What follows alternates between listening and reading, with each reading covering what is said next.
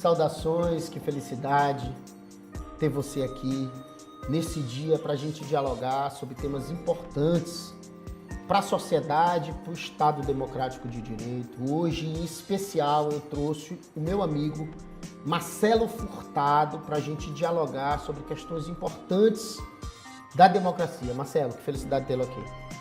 Prazer, Ted, estar aqui, lisonjeado pelo convite. É sempre um prazer tratar sobre assuntos de relevância para a advocacia e da defesa do Estado Democrático de Direito. Marcelo Furtado, tu és advogado, tu és um cara preparado, um cara amigo.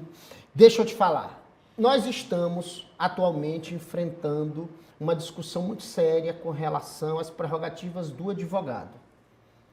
E as prerrogativas do advogado, a gente sabe, que é uma instituição que está inscrita na Constituição Federal, faz parte do corpo da defesa do Estado e da Justiça, então tem composição constitucional, é uma entidade de classe que tem por função essencial, e olha que eu vi uma observação agora, esses dias, sobre isso, que antes, até o nosso querido Carlos Nina, aqui no programa Saudações com Moreira Serra, ele falando sobre um contexto histórico da Constituição, antes da Constituição e na própria legislação, antes dessa nova reviravolta constitucional de 88, Marcelo, nós tínhamos a OAB como função essencial apenas a defesa e a regulamentação do advogado. Quando vai para o corpo constitucional, essa reviravolta que aconteceu no Estado Democrático de Direito, se colocou a OAB como função primeira, a defesa do Estado. E depois a defesa das prerrogativas ou da própria classe. Então, nós temos uma instituição de classe que ela é diferenciada. A nossa instituição, por exemplo, o Conselho de Medicina tem como função primordial a regulamentação da atividade. Mas a OAB, a Ordem dos Advogados do Brasil, por isso que a gente chama ela de sui generis, tem uma função muito maior que é, em primeiro lugar, a defesa do Estado. E defender as prerrogativas é defender o Estado. A grande questão é que nós temos visto isso, Marcelo, no Supremo Tribunal Federal, no STJ, e não é diferente nos estados, tribunais de justiça, juízes, delegacias de polícia e etc. Eu quero que tu fale um pouquinho, o teu contexto, tu és um cara experiente, tu conhece de prerrogativa, fala um pouquinho sobre essa discussão que se apresenta agora, o teu olhar, genericamente, sobre as prerrogativas do advogado. Fica à vontade, meu irmão. Perfeitamente, Ted. Um cuidado que nós temos que ter em relação a falar em prerrogativa, primeiramente, é afastar essa ideia que tem se criado, infelizmente, nesse contexto que você bem colocou aí, acerca de que prerrogativas seria algo a se... defesa assim, pessoal daquele defesa advogado. Pessoal daquele advogado, ou então que a prerrogativa seria um privilégio. Privilégio. Né? Então, se utiliza muito essa situação, é um privilégio, apenas para resguardar a classe, né? Inclusive, a gente não vai adentrar nisso, porque não é matéria do nosso assunto, mas a gente percebeu até que algumas autoridades no âmbito estadual terem se posicionado nesse sentido. Exato. Né? De que prerrogativa seria apenas para resguardar direitos dos advogados e que a OAB, em especial, não estaria tendo cuidado em relação às operações que ocorreram aí recentemente, né? Em relação aos colegas. E a gente sabe que não é isso, né? A gente sabe que as prerrogativas, elas são algo a ser protegidos, não é regalia do advogado a prerrogativa. Não funciona a estrutura de Estado de processo sem o advogado. Sem o advogado precisa estar, de uma certa forma, protegido de qualquer incursão. E a própria Constituição garante isso, né? Quando ele diz que o advogado é indispensável à administração da justiça e inviolável dos seus atos, né? Durante o exercício profissional. Então, assim, trazendo isso aí, ainda mais para o nosso estatuto, para essa situação que ocorreu, a gente tem que ter esse cuidado de resguardar, sim, prerrogativa. Prerrogativa não é para ser transigida, prerrogativa não é para ser transacionada, tem que ser resguardada, protegida. A advocacia tem, sim, que combater para garantir as suas prerrogativas. Marcelo, vamos adentrar especificamente sobre questões técnicas de prerrogativa, questões legais. A gente tem visto acontecer no Maranhão, a gente tem visto acontecer em São Luís, a gente tem visto acontecer no Brasil inteiro, a gente tem visto acontecer em Brasília, nos tribunais superiores, essa questão da agressão e do afastamento das prerrogativas do advogado. Isso é muito grave, porque aí, por exemplo, tu acaba subvertendo o processo, porque tu amedronta aquele que vai fazer a defesa à paridade. A paridade da discussão, seja com o Ministério Público ou com provação, às vezes, o magistrado ou o Ministério Público está agindo equivocadamente, às vezes se agiu no processo, isso é natural, mas o advogado tem que ter a liberdade para fazer essa defesa sem medo. A gente viu isso acontecer no começo do Brasil, a gente viu isso acontecendo no Império. Rui já levantava muito bem essas discussões sobre isso, e eu acho que até ele ficaria hoje em dia abismado com tantas coisas que têm acontecido com relação ao afastamento das prerrogativas do advogado. Agora, eu quero especificamente travar contigo, Marcelo, tu que é um cara experiente, que conhece prerrogativa.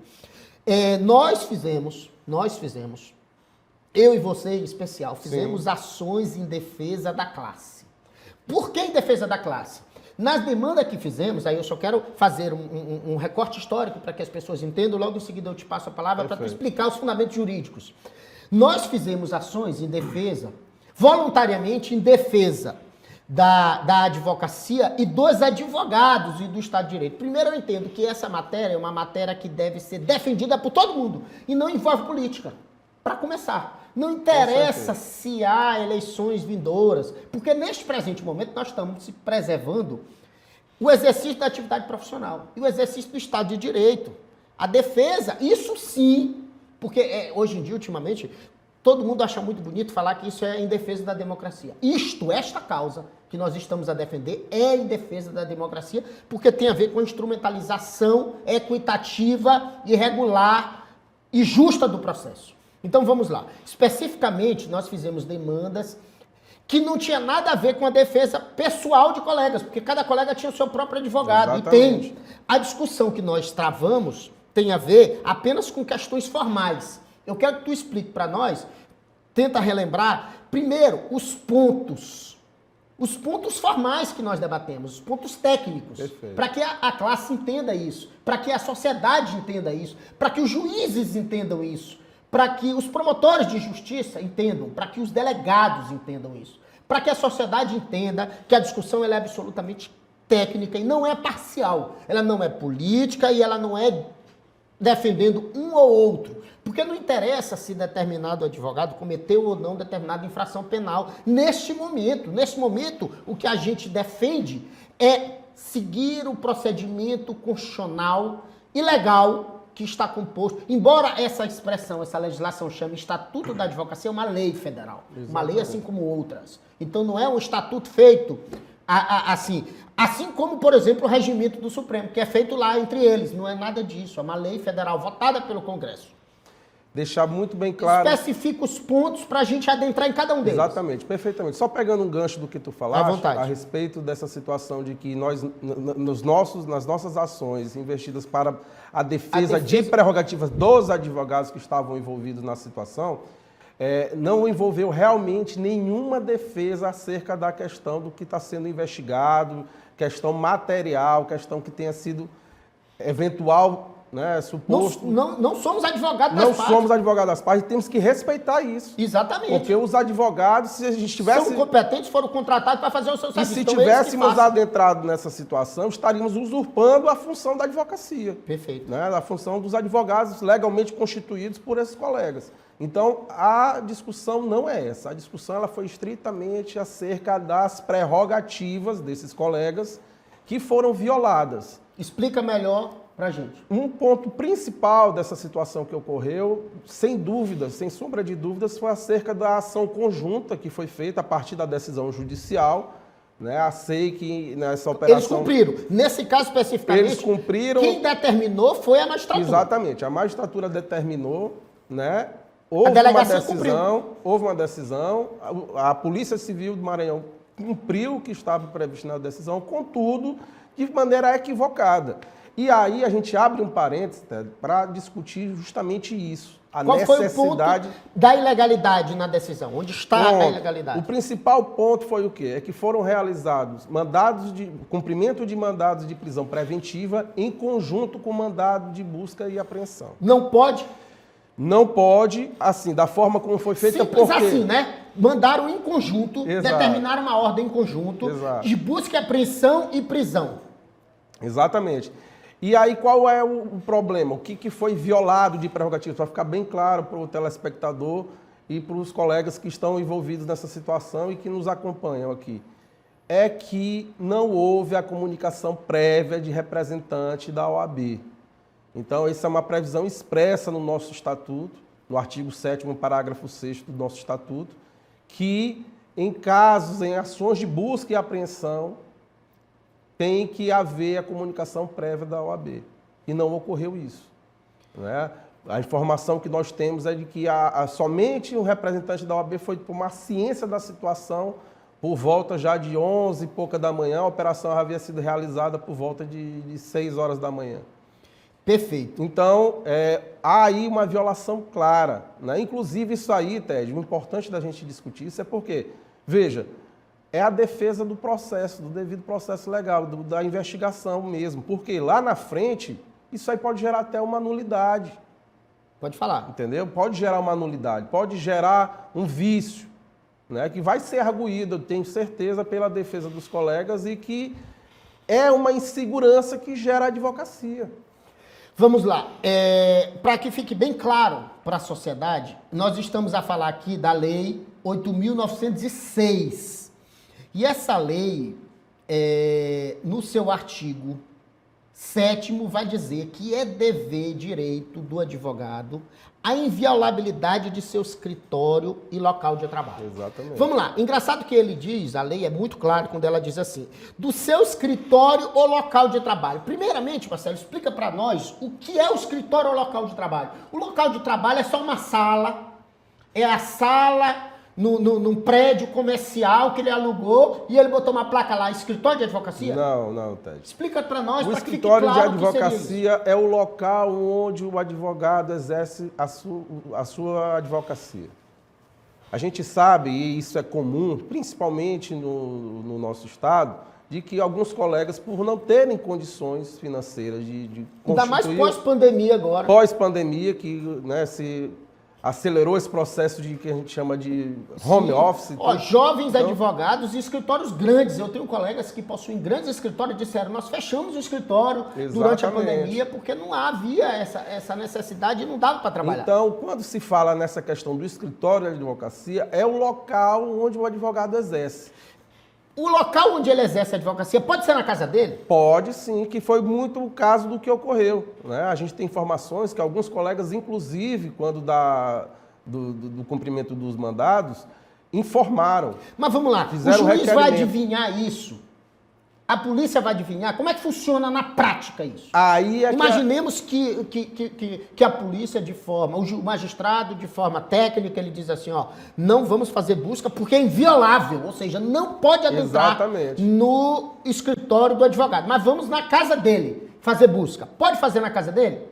Não pode, porque assim, não é que não pode, né? A gente tem que pontuar isso daí com muita cautela.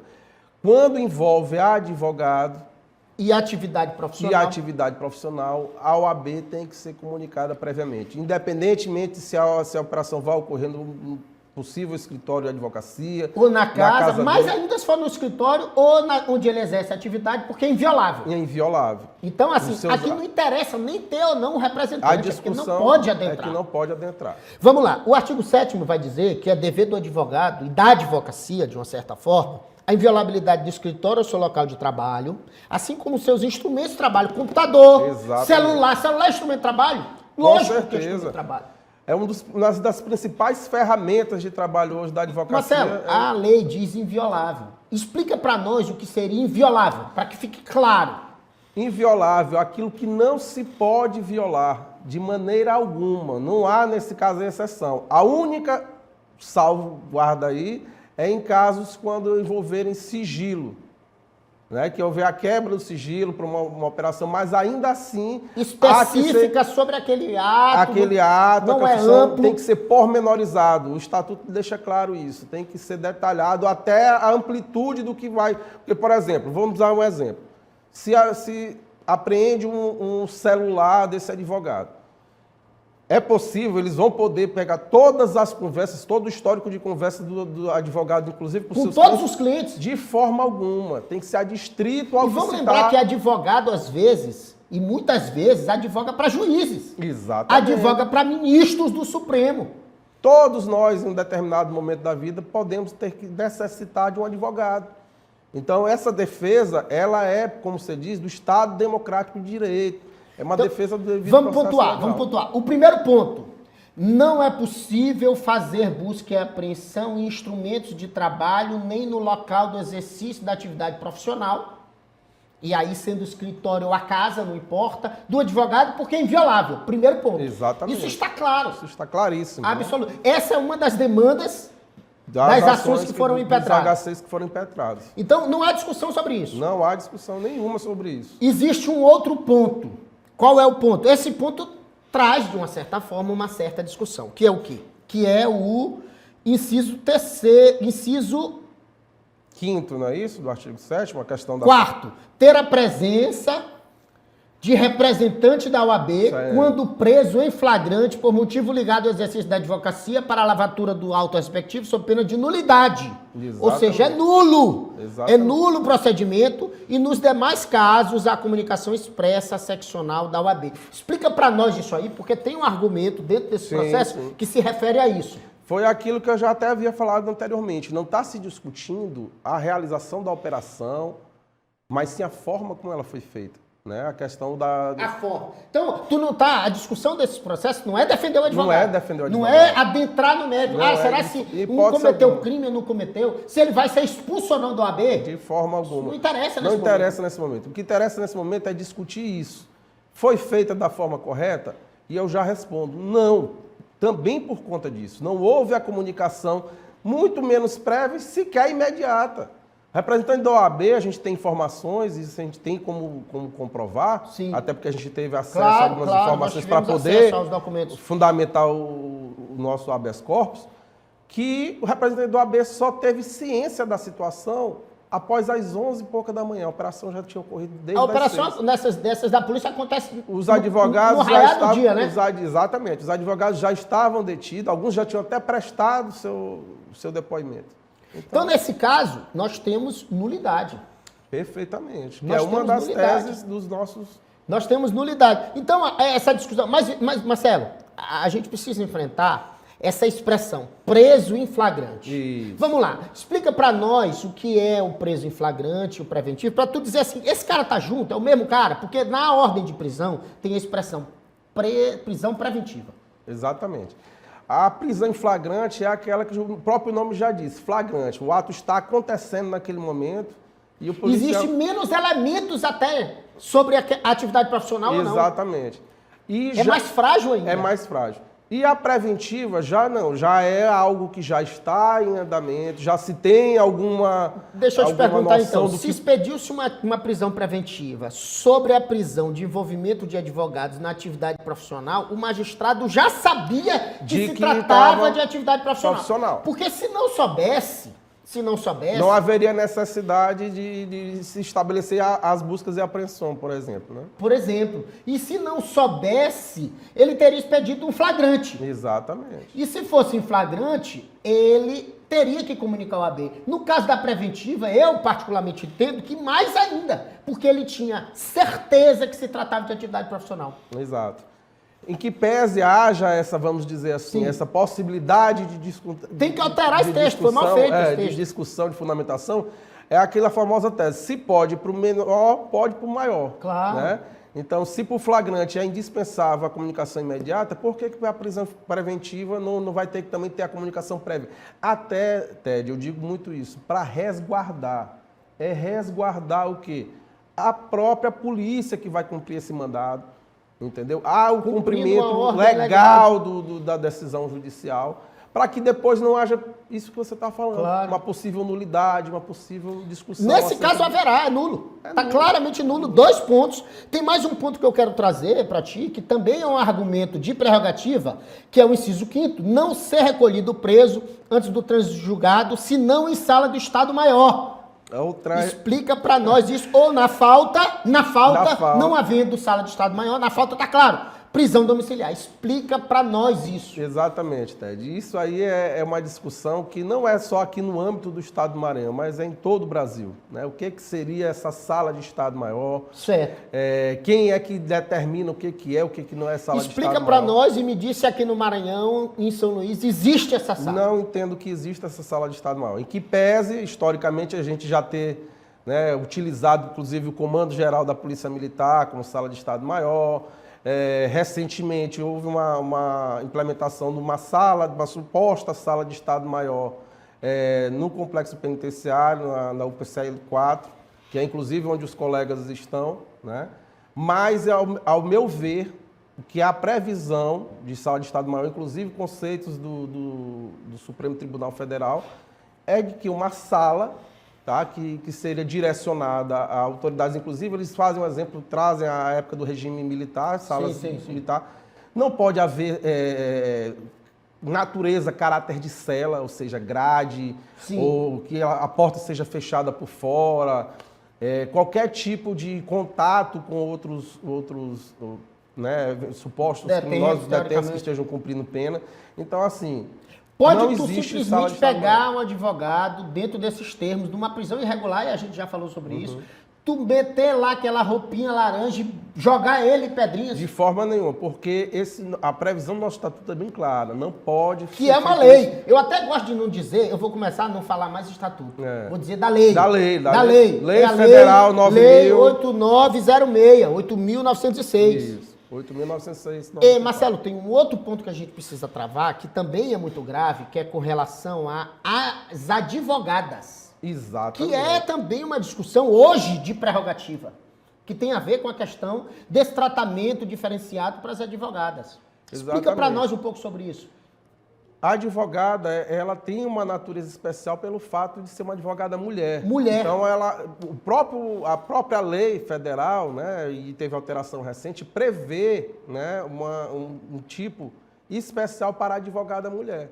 Né? A própria lei, ela determina algumas situações em que a advogada mulher, ela, por exemplo, tem direito à prioridade em sustentação oral quando estiver amamentando, ela não pode ser revistada, de hipótese alguma, por body scan, ou um agente penitenciário, um homem, quando estiver no exercício da sua função em unidade prisional, né? Tem que ter todo um tratamento diferenciado.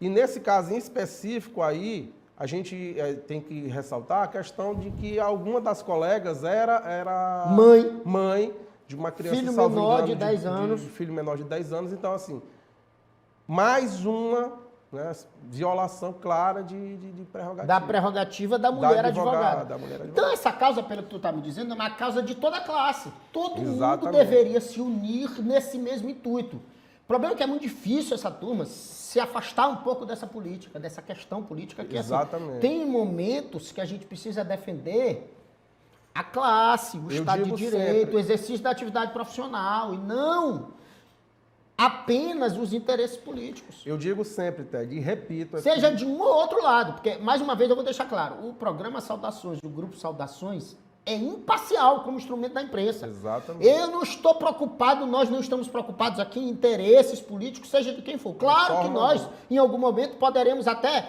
ter uma simpatia ou empatia por um ou outro grupo. Isso é normal. As pessoas são assim. Mas o projeto, esse instrumento de comunicação, ele busca ser imparcial, ele busca travar tecnicamente as questões. E eu digo sempre, Ted, prerrogativa não é política, é não direito. Não tem cor, não tem carro, exatamente, não tem partido. Toda advocacia tem que ser como... Eu digo sempre, o advogado é o primeiro defensor de suas prerrogativas. E na impossibilidade de fazê-lo... Chama os colegas. Tem que chamar os colegas, tem que chamar a OAB, que é a entidade que vai poder defender... Engraçado, nessa matéria, em especial, eu quero deixar claro, eu não faço parte de grupo político da OAB. Eu não componho a Ordem dos Advogados do Brasil enquanto membro de nada. No entanto, neste caso especial, eu quis somar contigo, Marcelo, para que a gente pudesse defender o Estado de Direito e a atividade profissional. Agora, deixa eu te perguntar uma coisa. Por acaso, essas pessoas que estavam tramitando, exercendo esse processo, executando as ações judiciais, e aí você? Nós não conhecemos direito, somos inaptos ao exercício da advocacia? Porque, assim, há uma expressão, e eu ouvi dizer que as ações estão erradas, que a gente travou erradamente. Quero que tu fale primeiro o que foi feito, tecnicamente, para que a gente possa explicar mais ou menos quais são os instrumentos que foram utilizados. Não houve... E eu ainda quero ainda falar sobre a questão do âmbito escuro. Vamos ver se vai dar tempo. Vai lá. Não houve. Foram impetrados 2 HCs. Um primeiro aqui no âmbito da que era competente estadual, da Justiça do Estado, porque a ordem foi do magistrado. Em razão da urgência das prisões que foi no plantão deflagradas, foi no plantão judicial. Cabe no plantão, o magistrado errou. Cabe no plantão, né? O desembargador entendeu que não... Entendeu primeiramente que... Mas a gente recorre, o instrumento é recorrer. Exatamente. Ele pode entender, é o direito dele, ele é o julgador. Ninguém está exatamente. dizendo aqui outra coisa. A gente entende que foi errado, por isso recorremos. Exato. Acabou, é o direito dele. E o cerne da questão foi até uma discussão que até um tanto pegou até de surpresa a nós dois, né? Não sei se Vamos lá. tu te recorda. Aí depois disso, o que a gente fez? Preparamos um agravo de instrumento e não impetramos, porque estamos aguardando que o relator natural agora se manifeste. Exatamente. E vai ter a sessão agora, entendeu? Na verdade, já houve, que nós estamos no sábado. Isso. Então já houve a sessão e aí tem um agravo de instrumento e fizemos uma ação no STJ. Exato. E cabe ação? Claro que cabe. Para quem conhece, porque, na verdade, por que a gente impetrou a ação no STJ? Porque justamente, como não foi conhecido aqui em razão da urgência e a matéria se tratava de uma matéria... De liberdade de prerrogativa. De liberdade de prerrogativa. E entendemos que a decisão aqui foi uma decisão, né, teratológica, tendo em vista que Para concluir, nosso tempo terminou, Marcelo, mas eu quero que tu fale só um pouquinho agora, 30 segundos, certo, sobre a questão do amicus curiae. A OAB pode ser amicus curiae nos processos? Não só pode, como deve. Nesse caso, envolve prerrogativa, claramente. Envolveu prerrogativa, ela tem legitimidade para... Deixa eu explicar. A amicus curiae é um instrumento constitucional, nasce do direito constitucional. O Código de Processo Civil regulamentou agora. Cabe em qualquer coisa. Cabe em ações tributárias no Supremo Tribunal Federal. Cabe em qualquer lugar. Então, quem acha que não cabe, estudou pouco a questão do amicus curiae desse instrumento, que é um instrumento constitucional. Basta na matéria criminal você observar o artigo 3º do Código de Processo Penal. Acabou, exatamente, ainda tem essa discussão. Marcelo, foi um prazer conversar contigo, meu irmão. Eu queria que você te dê aí 20 segundos para tu te despedir do nosso público. Fica à vontade. Prazer foi meu, Ted. É sempre um prazer falar aqui, falar de prerrogativas, porque é um assunto, é uma matéria, é um direito da advocacia que a gente tem que defender. E quando eu falo, Ted, todos temos que defender, é como você bem colocou, independente de posicionamento político, que isso é o que menos importa. Prerrogativa não é política, prerrogativa é direito. E nenhuma prerrogativa a menos. Manda um abraço aí pra mamãe e pro papai. Mandar um abraço aqui pro meu pai, Tô Goiabeira, que é muito orgulho, para minha esposa, Patrícia Furtado. Recém-aprovada, agora vai ser uma colega beleza. Também, provavelmente vai estar nessa luta com a muito gente bem. Aqui. Tá bom? É isso. Senhoras e senhores, Marcelo Furtado, meu amigo, caba bom de direito, crescendo cada dia mais. E essa era a discussão que eu queria trazer hoje para vocês, uma discussão necessária, explicar para todos, para a sociedade, para os magistrados, em especial para os advogados. Em algum momento a gente precisa se afastar um pouco dessas paixões políticas e entender que há questões mais sérias a serem discutidas. É dessa forma que eu me despeço, solicitando ajuda e auxílio do grande arquiteto do universo, que é Deus. Um abraço e até o próximo programa.